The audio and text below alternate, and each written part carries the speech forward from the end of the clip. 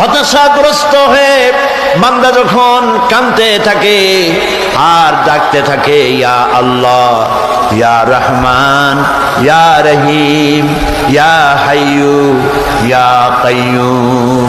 একটুখানি তাহাজ্জুদে ওঠেন, গভীর রাত্রে ঘরের সবাই যখন ঘুমানো, আপনি তখন উঠুন, উজু করে একাকী রুমের ভিতরে ঢুকে তাহাজ্জুদের নামাজ আদায় করে চোখ বন্ধ করে যদি ডাকতে থাকেন মধুর সুরে, ইয়া আল্লাহু, ইয়া রহমানু, ইয়া রহিমু, ইয়া হাইয়ু, ইয়া কাইয়ুম। আল্লামা ইকবাল বলেছেন, দিল সে जो बात निकलती है असर रखती है पर नहीं मगर ताकते परवाज रखती है। দিল থেকে যে কথা উচ্চারিত হয়, মুখের কথা আর মনের কথা ভিন্ন রকম।